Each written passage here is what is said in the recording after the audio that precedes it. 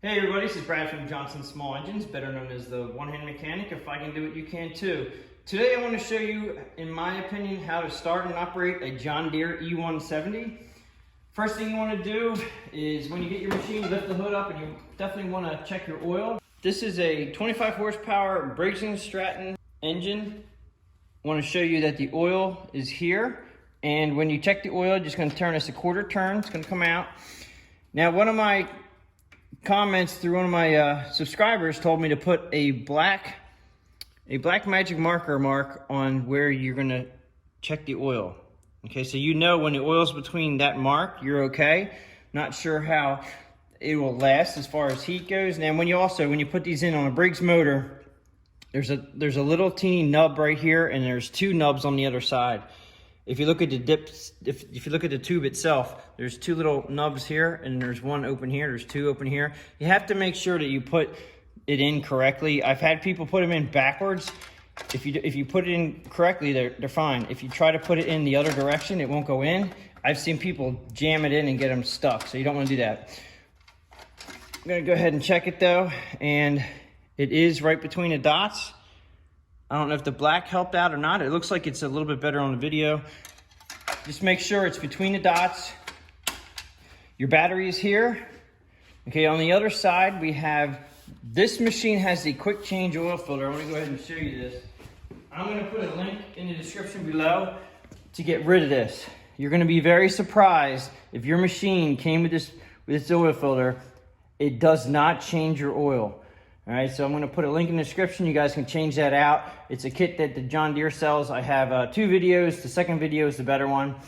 So that pretty much sums it up for the engine, battery, and that oil filter you want to replace. We're going to go up to the controls here. We have a yellow button here, which is for reverse. We're going to take this outside and show you how to cut and reverse. All you really have to do is hold this button in while you're ready to go in reverse, and when you do go in reverse, then you can let go while you're cutting grass, and I'll show you this down there. You have our throttle here. We have slow, rapid, and then here it says when it's cold outside, obviously you put it up into the choke position. You're gonna take it all the way up to fast position. Now this doesn't have an indent like a lot of them did, where it feels like it stops in choke. So what it is if you hold it up in choke, it's spring loaded. So all the way up into the blue is choke. That's when you want to start it. As soon as it stops, or as soon as it starts, you're going to let go of this. I usually bring it down to about a medium. I just don't like to run a machine at full speed right off the bat. But unfortunately, you have to put it up on choke, which is actually full speed plus choke. And then when it starts, bring it down off of choke. And I'll show you that in a minute. We have, while we're on this side, we have the emergency brake handle is here. This is actually your disengagement for your clutch and also your brake. It's all in one. All right, so when you push this in, it'll stop the machine, and it also puts the brake on.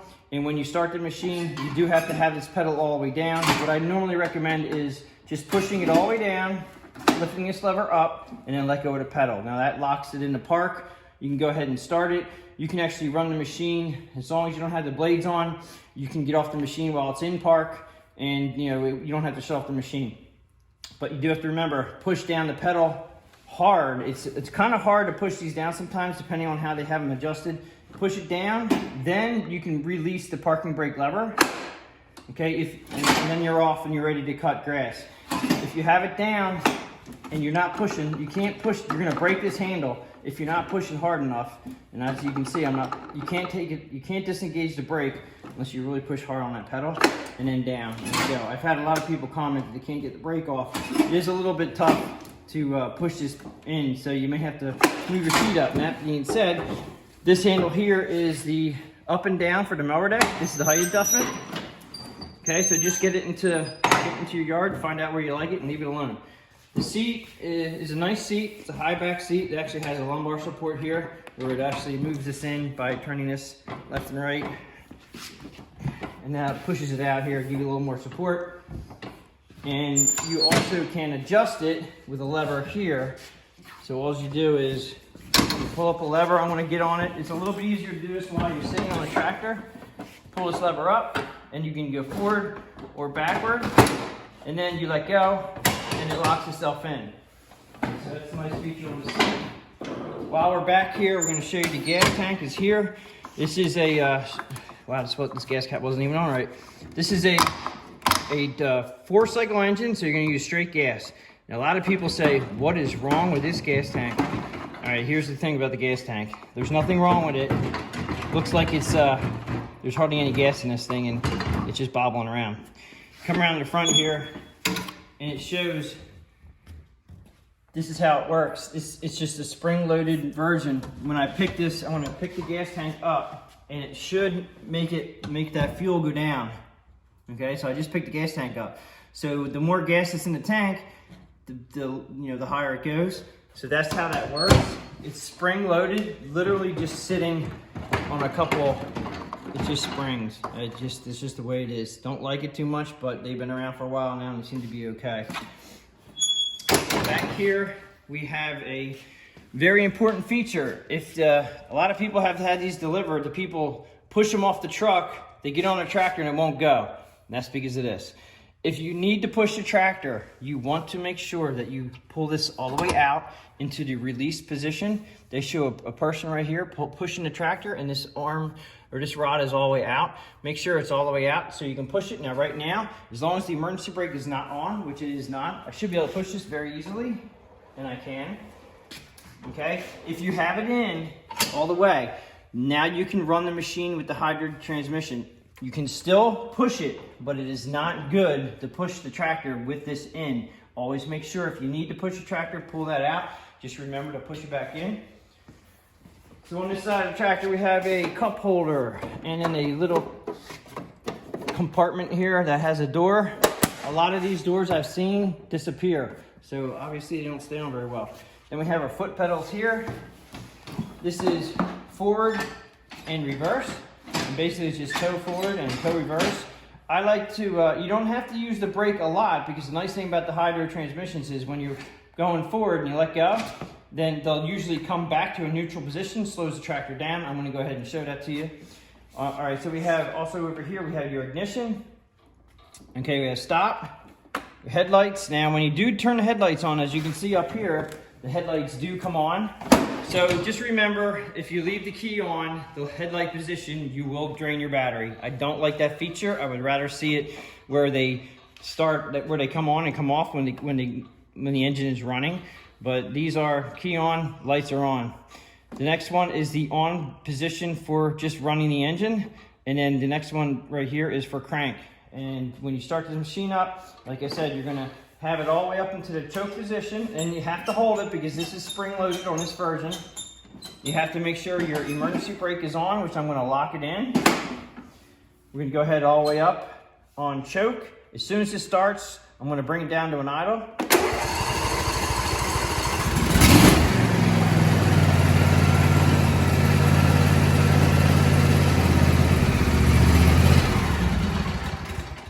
Okay, so that's how you start it. I did want to show you this right here is what they call the PTO switch. That's the power takeoff for your mower deck. When you are going to start the mower deck, you're going to pull the switch up. Turn this on. That actually engages your mower deck. If the tractor runs out of gas or it stops at any point while you're cutting grass and you wonder why it won't restart, make sure you push this button down or it will not start. You cannot start your tractor right now. It won't happen. Okay? So that is that's pretty much it for the PTO switch. Now this is actually cruise control, and when you're running down your yard, or when you're running in your yard, you don't have a lot of stuff to turn around. If you have acres of grass to cut, you can push the forward pedal, push this up, let go of it, and it'll actually lock it into a cruise control position. I'd have to be outside showing you how that works. So pretty much you just push it down to forward, lock it in, it'll lock in the pedal. I'm pretty sure it'll do it when it's actually, you have to be operating. And then you just tap your brake and it'll come off. In fact, I had the emergency brake on, so let's see if it'll work now. Yes, it locks it in. The emergency brake was on, so it wasn't allowing us to use the cruise right now. So then you just have to push the brake on a little bit and it actually turns it off. Pretty sure that you should be able to hit the pedal. Yeah, you can also hit the pedal again and it'll come off, but that's a little scary because it'll jolt you. It will not allow you to put the cruise control on reverse. It just won't, because we never want to be in reverse cutting the grass with the cruise control anyway. So you can only use the cruise control in forward. So that's pretty much it. I'm going to go ahead and show you. I can show you how to go forward and backward. We're going to go ahead again, push the clutch in, put it up on choke.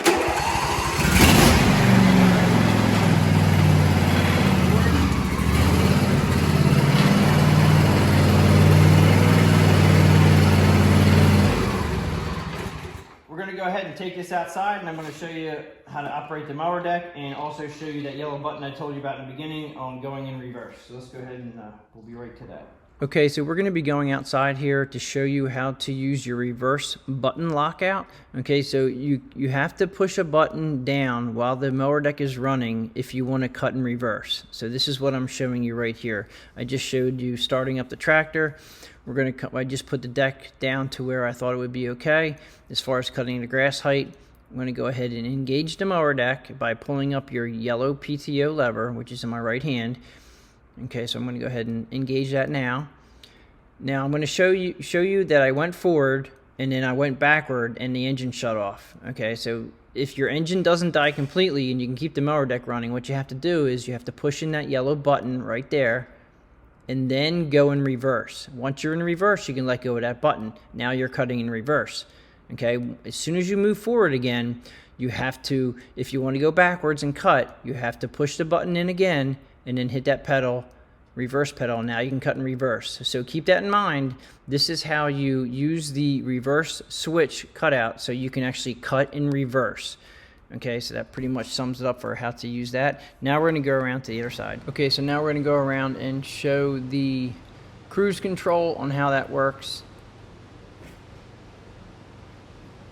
Okay, using cruise control, you push your forward pedal forward, lift up on the black knob there, let go of the knob and your pedal, and now you're in cruise control. If you want to release the cruise control, you can either slightly tap the forward pedal or you can use the brake. And you can just tap on the brake just slightly and that will stop you from moving. And that's pretty much how you use cruise control. So that pretty much sums it up for how to start and operate a John Deere E170. This does have a 48-inch mower deck.